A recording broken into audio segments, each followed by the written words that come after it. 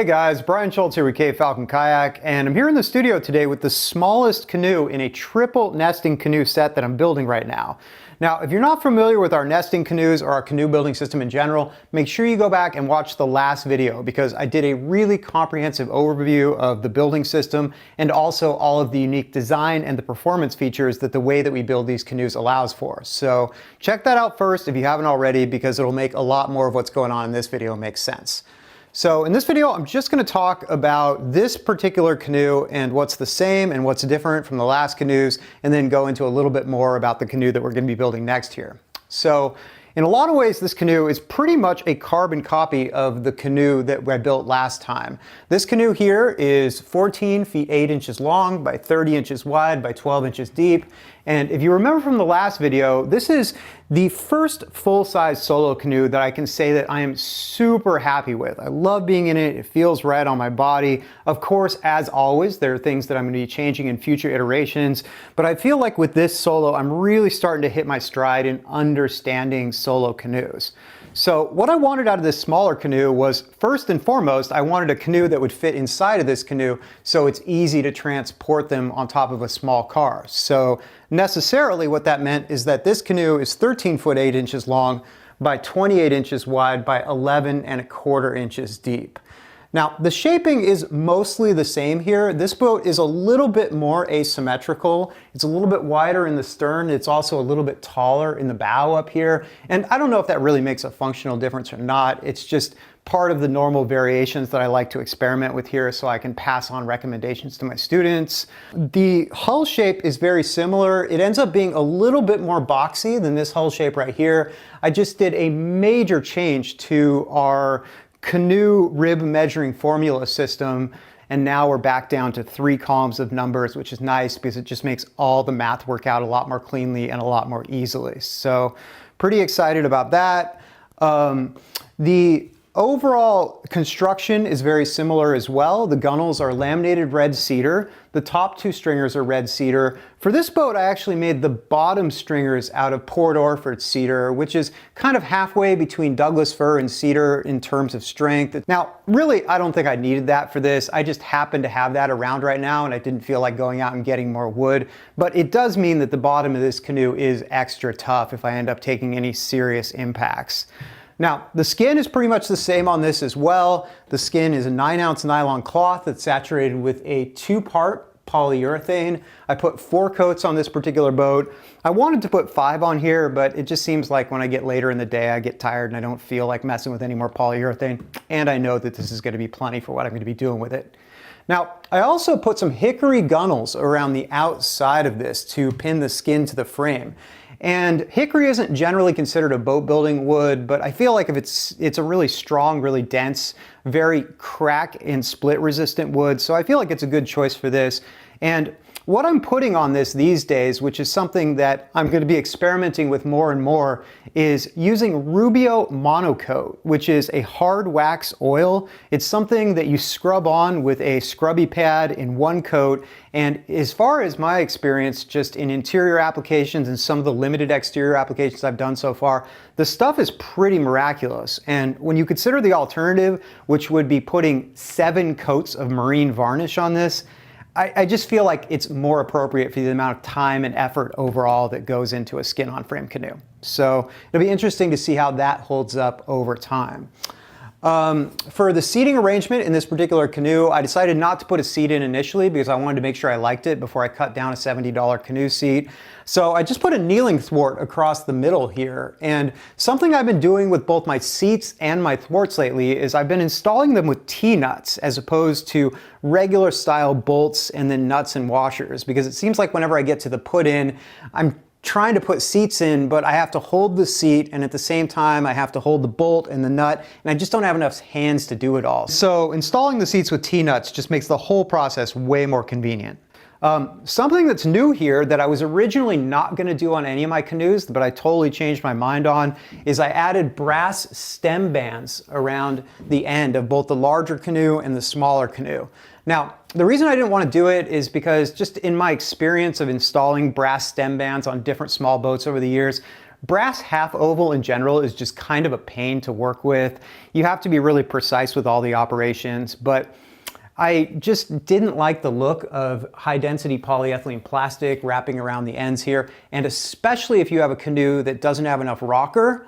If you put a high density polyethylene rub strip around it, it's going to make it track a little bit harder. And so that can actually be a way to make your canoe track better if you want it to. So that is an alternative if you don't mind the look of plastic. Other big problem with brass is that it's heavy. Compared to plastic, it adds 3 to 4 times the weight. And so with half-inch half oval stem bands on this larger canoe, I added a full 1.25 pounds, which is a little bit painful for me because I'm kind of an ultralight enthusiast, but the boat is made out of red cedar and it still only weighs about 33 pounds, so I feel like it's acceptable. And on this one, I used 3/8 inch brass half oval, which added about 10 ounces, which is a little bit more acceptable, although I do have to say I like the protection better with the larger brass half oval. So that's a new thing here as well. Now, the overall weight of this boat ends up weighing almost 28 pounds when it's finished, which is really nice because I personally love boats that weigh somewhere in the 28 to 32 pound range, because I feel like as soon as you start getting heavier than that, it really impacts your decision to go paddling. And one of the things that I'm really adamant about as a designer isn't just how these things perform on the water, it's the entire process of getting to the water. Because if you have a boat that paddles great on the water, but you don't want to take it down to the water because setting it up or getting it on the car or any other aspect of the deployment is a hassle, it means that you're not going to get out and enjoy nature nearly as much as you could. So that is one of the big driving forces towards developing these nesting canoes in the first place, because in past experience, going out with friends, trying to load up canoes was a lot more difficult than loading up kayaks. 2 full-size canoes on top of a car has a lot of windage, and it is a lot of stress on roof racks, and it makes me pretty nervous. Whereas 2 nested canoes that are inside of each other upside down on a small car travels really nicely. And so pretty excited about how these fit together. Now, as far as how it paddles on the water, I really like being in this. I was a little bit worried that at 13'8" and my size, which is 5'8" and 160 pounds, that this was gonna feel just too tippy to me. But it's not always linear, and this is one of the tricky things about canoes, because this canoe, being narrower and lower volume, actually sits down on its lines a little bit better, which engages the buoyant part of the canoe and gives you a greater sense of stability, even though the boat overall is narrower and lower volume.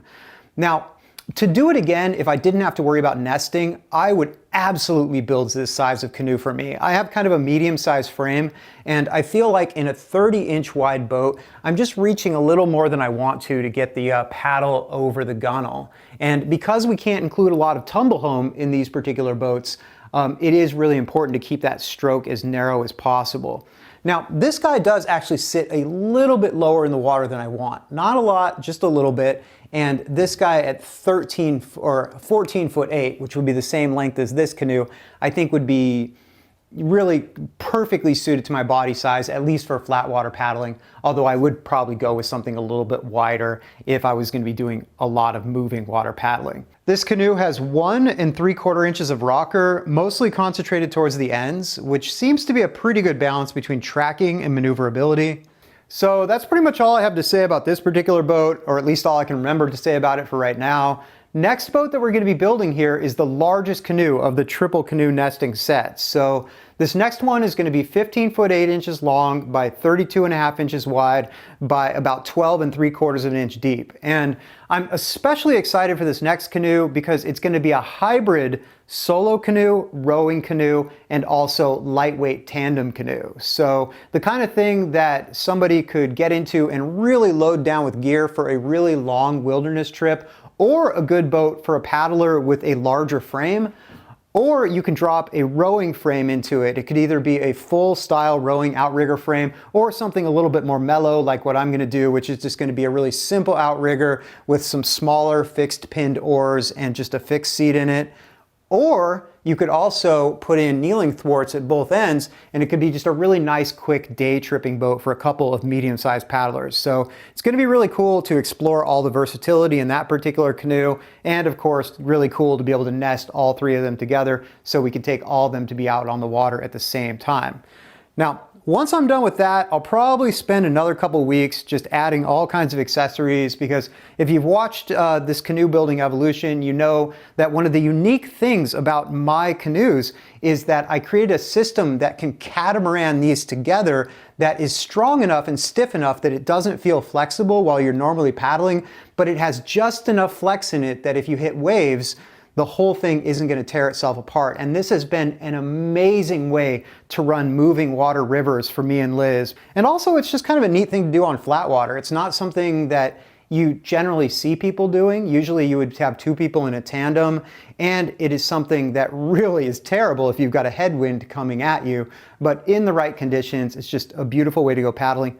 And also potentially a really great thing to do if you have a family, because a couple little kids inside of a catamaran is always going to be safer than a couple kids in a full-size tandem canoe. So that's just one more thing that these boats can do. And also, I'm going to be putting a couple sails that pop up in the front, same as in all my other canoes as well. So really interesting project. I'm having a lot of fun. As usual, I wish I had more time to build these things than I do, because it seems like by the time I get to building and testing one canoe, I immediately want to make changes. And I think next year I'm going to build a set of solos that are going to be this sizing set here, but each one is going to be a foot longer, and I'll test those. And then of course, I'm constantly getting feedback from all the students that are building all of my canoes all over the world, and we're just using that information to make the system better and better. So if you want to follow what we do here, you can check me out on my Instagram page, which is @CapeFalconBuilds, because like I said in the last video, it takes quite a bit of time and effort to put one of these YouTube videos together.